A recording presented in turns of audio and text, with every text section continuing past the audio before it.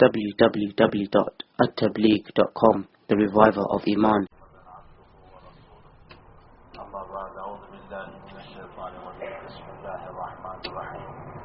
يا أيها الذين آمنوا أطيعوا الله وأطيعوا الرسول وأولي الأمر منكم فإن تنازعتم في شيء فردوه إلى الله والرسول إن كنتم تؤمنون بالله واليوم الآخر صدق الله العظيم.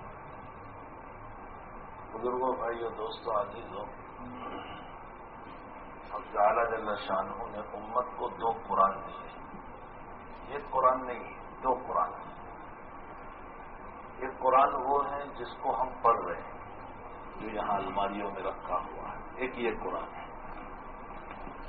اور ایک قرآن وہ ہے جو چلتا ہوا قرآن تھا، اور وہ اس وقت مدینے میں آرام فرما رہے ہیں، جناب محمد رسول اللہ صلی اللہ علیہ وسلم. وہ بھی قرآن ہے. حضرت عائشہ رضی اللہ تعالیٰ عنہا سے پوچھا کہ حضور کے اخلاق کیا تھے؟ تو حضرت عائشہ رضی اللہ تعالیٰ نے سوال کیا، قرآن نہیں پڑھتے تو؟ فرمایا ہاں. فرمایا کان خلقہ القرآن. جو قرآن کہتا تھا وہ حضور کے اخلاق تھے. معلوم ہوتا ہے قرآن اور حضور دونوں ایک ہی چیز ہے، الگ نہیں ہے. اسی لیے قاسم العلوم والخیرات حضرت نانوتوی رحمۃ اللہ علیہ نے لکھا ہے کہ قرآن اور حدیث کی باتوں میں کبھی تعارض نہیں ہو سکتا. بھائی میں ہی قرآن ہوں اور میں ہی دوسرا بھی قرآن ہوں، تو میری بات میں تعارض تھوڑے ہی ہوگا. جو قرآن کہتا ہے وہ نبی کر رہے ہیں، تو دونوں میں تعارض کیسے ہوگا؟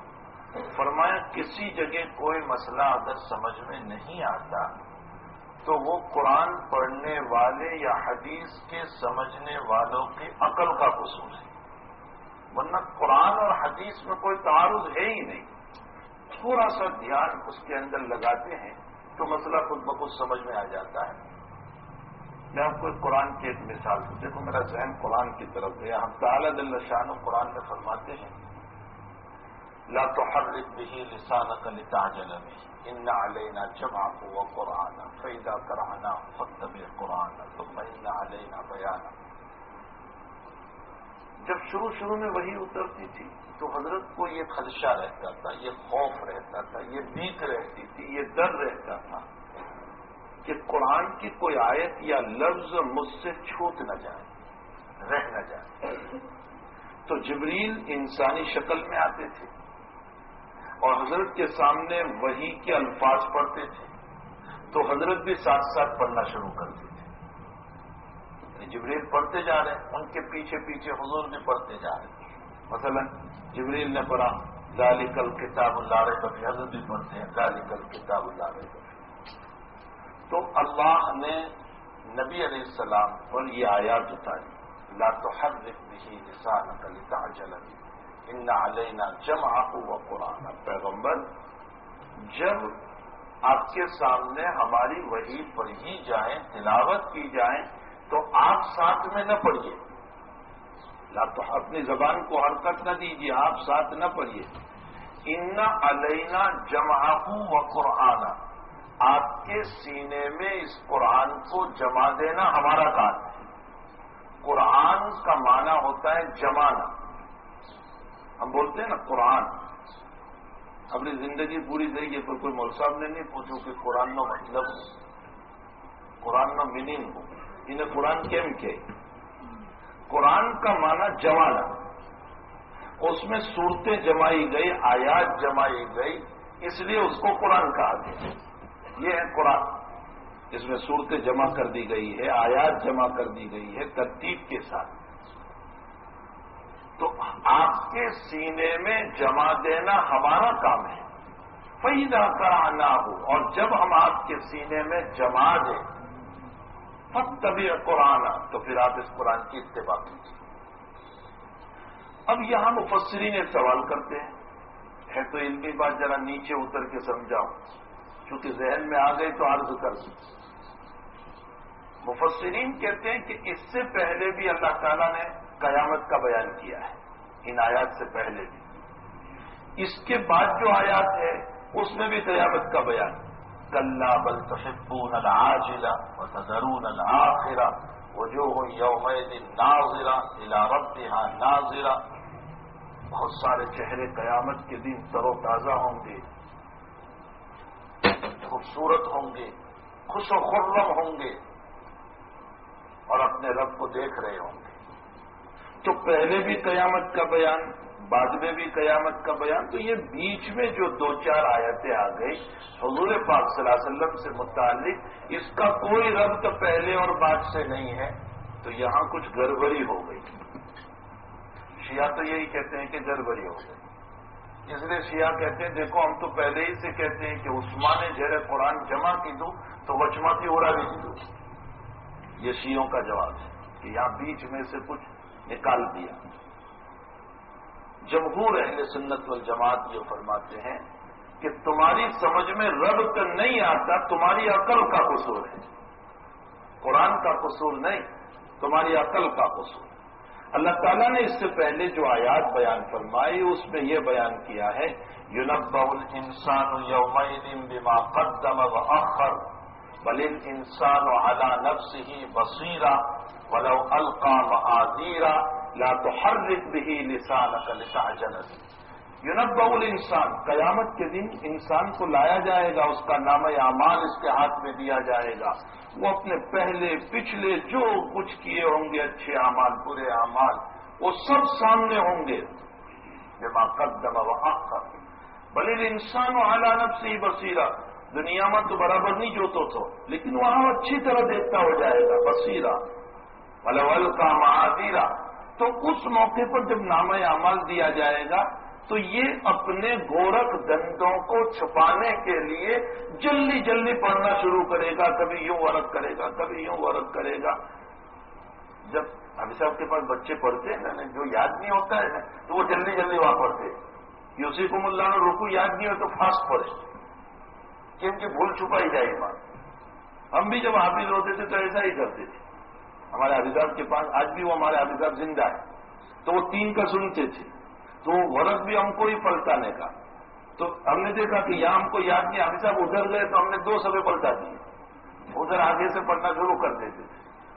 تو قیامت کے دن انسان جو ہے نا وہ اپنے نامہ اعمال میں اپنے غلط کاموں کو جلدی جلدی پڑھنا شروع کرے گا. تو اللہ کہے گا ایسا نہ کر، تیرے جلدی پڑھنے سے تیرے گناہ چھپ نہیں سکتے. تجھے نہیں معلوم لا تحرک به لسانک لتعجل به. دنیا میں ہم نے بغیر پڑھے ہوئے امی محمد الرسول اللہ صلی اللہ علیہ وسلم کے قلب پر سن کر کے قرآن کو جما دیا تھا، تو تیرے گناہوں کو جمانا تو ہمارے لیے بہت آسان ہے. تمثیل ہے، مثال ہے. یہ ہے ربط ماقبل کے ساتھ، یہ ہے اس آیت کا تعلق ماقبل کے ساتھ. لا تحرک به لسانک لتعجل به.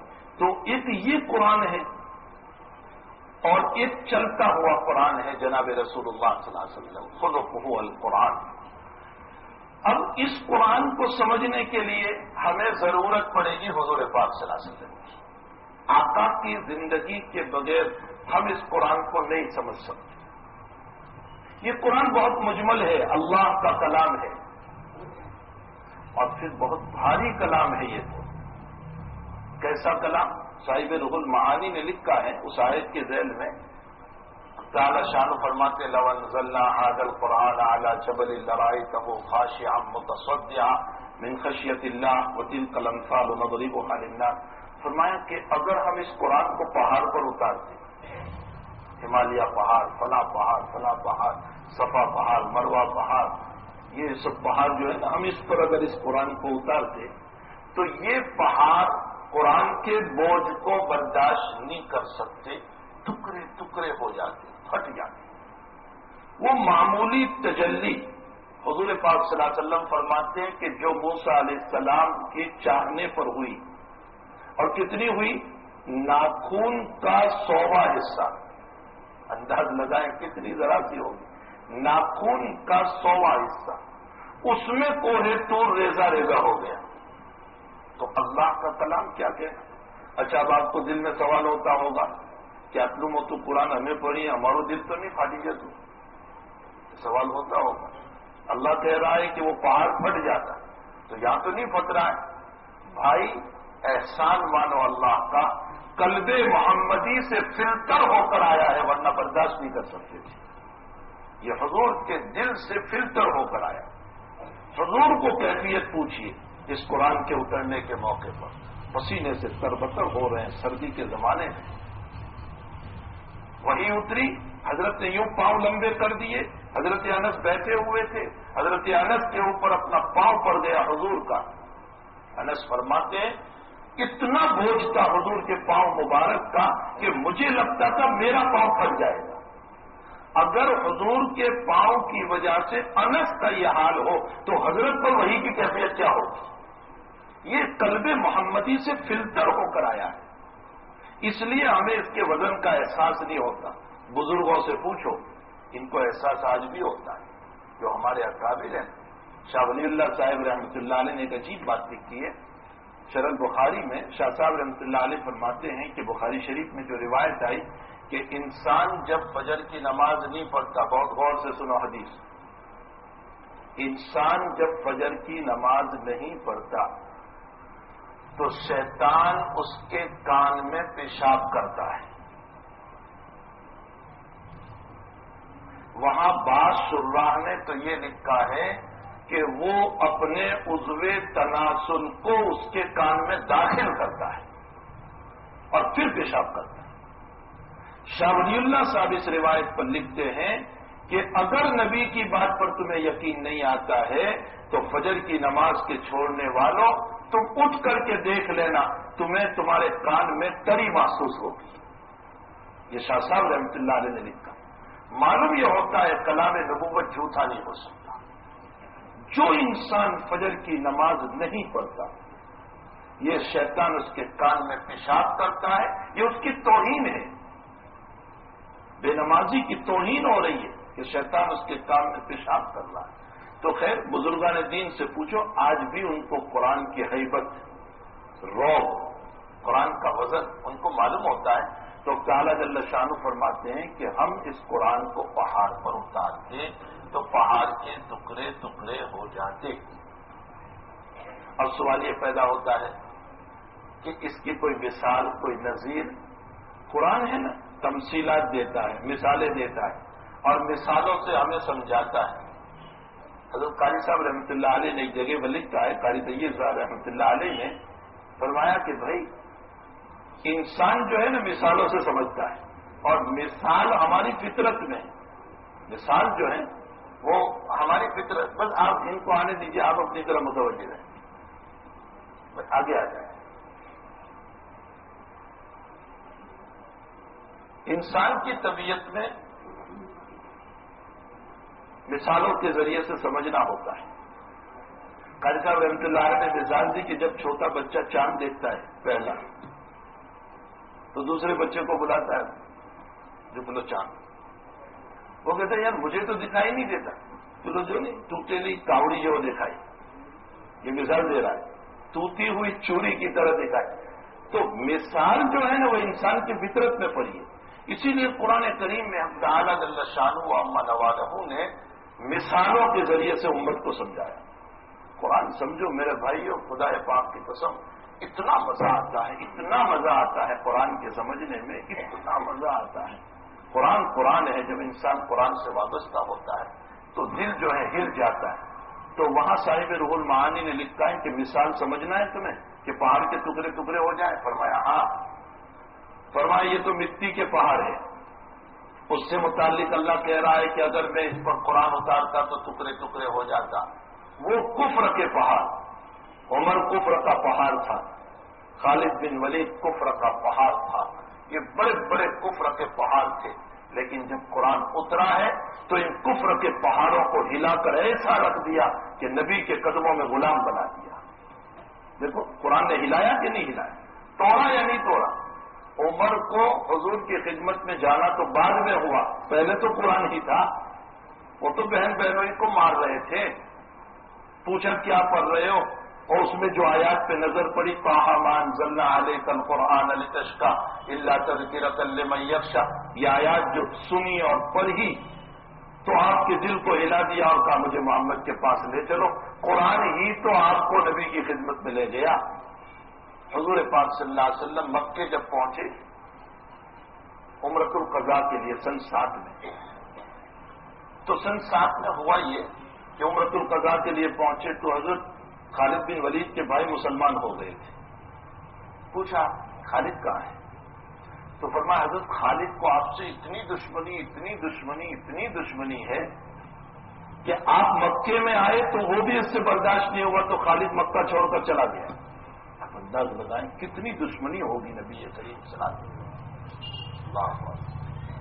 اچھا ایک طرف تو یہ مسئلہ کہ خالد کو اتنی دشمنی، دوسری طرف اللہ کے حبیب اب کیا فرما رہے ہیں؟ اللہ کے حبیب نے فرمایا خالد تو بڑا اچھا ہے. میں اپنے طلباء کو اکثر کہتا ہوں کہ حضور کی ہر صفت پر لوگوں نے قلم اٹھایا. حضور کے اخلاق، حضور کا علم، حضور کا تقوی، حضور کا ورع، ہر ایک پر قلم اٹھایا. لیکن حضور پاک صلی اللہ علیہ وسلم کے سائیکولوجی مسائل کے اوپر ابھی قلم نہیں اٹھا. پاکستان سے ایک عورت نے لکھی ہے چھوٹی سی کتاب، فاطمہ نام کی عورت نے، سائیکولوجی مسائل، لیکن 2 مثال دی ہے. حضور کی پوری زندگی میں سائیکولوجی مسائل. سائیکولوجی انسان کو سمجھنا کسی کو قریب کرنے کے لیے بہت ضروری ہے. حضرت کیا فرما رہے؟ خالد بڑے اچھے ہیں، اگر وہ میرے پاس آ جائے میں اس کو اپنا امام بنا لوں گا. خالد تو نیک طبیعت کا ہے، میں اس کو اپنا سپہ سالار بناؤں گا. اور یہ باتیں خالد کے کان پر پہنچی اور خالد نے گھوڑا لیا اور مکے سے چلے. حضور نکل چکے تھے مکے سے مدینے کی طرف. کسی نے پوچھا کہاں جا رہے ہیں؟ فرمایا محمد کی غلامی میں جا رہا ہوں. سائیکولوجی مسائل. فتح مکہ کے موقع پر چچا عباس نے فرمایا حضرت ابو سفیان تو مکے کے سردار ہیں، ان کو کوئی تمغہ دیا جائے، کوئی اعزاز، کوئی ایوارڈ. اب اس زمانے میں کاغذ کے ایوارڈ تھوڑے ہوتے، کوئی ایوارڈ دیا جائے. تو حضرت نے پہلے یہ اعلان کیا تھا کہ من دخل فی بیت اللہ فلہ آمنا، جو بیت اللہ میں چلا جائے اس کو امن. جب چچا عباس نے فرمایا تو حضرت نے ایک اور اعلان کیا. حضرت نے فرمایا من دخل دار ابی سفیان فلہ آمنا، ابو سفیان کے مکان میں جو چلا گیا اس کو بھی امن. تو ابو سفیان کہنے لگے کہ میرا مکان اور بیت اللہ دونوں برابر ہو گئے. اسی پر ابو سفیان کو ایمان نصیب ہو گیا. مسائل کو سمجھنا بہت ضروری ہے اور یہ مسائل بنیں گے حسن اخلاق سے. ہاں میرے بھائی، حسن اخلاق، حسن اخلاق کے بغیر نہیں. ہم نے بہت سارے صف اول میں نماز پڑھنے والے علماء کو، مبلغین کو، دعوت کے کام کرنے والوں کو دیکھا کہ جن کی نمازوں کا تو حال یہ ہے کہ ان کی جماعت نہیں چھوٹتی، لیکن اخلاق کے باب میں بہت پیچھے اخلاق کے. حسن اخلاق سے دین پھیلے گا. اچھے اخلاق اپناؤ، معاف کرنے والا دل رکھو، درگزر کرنے والا دل رکھو، ایک دوسرے کو قریب کرنے والے. یہ زمانہ لڑنے کا نہیں ہے. مسلمان اپنی عیاشی میں اور لڑنے میں پڑا ہوا ہے اور تمہارے لیے ورلڈ لیول کی تیسری جنگ کی تیاریاں ہو رہی ہیں. تمہیں نہیں پتا ہے کہ دنیا میں تمہارے خلاف کیا پلان بن رہے ہیں. صلیبی جنگ کی تھرڈ وار کی تیاریاں ہو رہی ہیں. اعلان ہو رہے ہیں اسلام کو ختم کرنے کے لیے اور مسلم سمجھ رہا ہے کہ نہیں میں تو بہت اچھا ہوں. میرے بھائیوں، اگر زندگی ہماری اسی طرح گزری، قرطبہ کے اندر اور اسپین کے اندر مسلمانوں کی کمی نہیں تھی. 90% مسلمان تھے، صرف 10% عیسائی تھے. میجورٹی مائنورٹی کا مسئلہ اللہ کے وہاں نہیں ہے. وہ تو تقوی کو دیکھتا ہے، حسن اخلاق کو دیکھتا ہے. مسلمانوں کی عیاشیاں جب اسپین میں ہوئی تو 90% مسلمانوں کے پاس سے ملک کو چھین کر مالک کریم نے عیسائیوں کو دے دیا. اور آج حال یہ ہے کہ قرطبہ کی جامع مسجد میں تم 2 رکعت نماز پڑھنے کے بھی محتاج ہو. تمہیں اجازت نہیں ہے کہ وہاں 2 رکعت پڑھو. مولانا تقی صاحب نے لکھا ہے کہ میں جب وہاں پہنچا اور میں نے وہاں کے پادری اور عالم سے کہا مجھے 2 رکعت پڑھنے دے تو اس وقت اس نے جواب دیا جب زمانہ تھا تب نماز نہیں پڑھی، اب کیا پڑھو گے؟ اگر ہماری زندگیاں اسی طرح گزری، لڑائی جھگڑے والی، الیکشن کیا آتا ہے یہ اس کے خلاف، وہ اس کے خلاف، یہ اس کی عزت لوٹ رہا ہے، وہ اس کی عزت لوٹ رہا ہے. جہاں ذرا سے مسائل میں کورٹ کچہری، چھوٹے چھوٹے مسئلوں کے اندر لڑنا، معمولی معمولی مسئلوں میں طلاق. ابھی کل ایک صاحب نے مجھے آ کر بتایا ہمارے اطراف میں ایک گاؤں ہے، اسی گزشتہ ہفتے میں 4 بچیوں کو طلاق ہوئی. ابھی اپنے قریب میں نام نہیں لیتا اس گاؤں کا.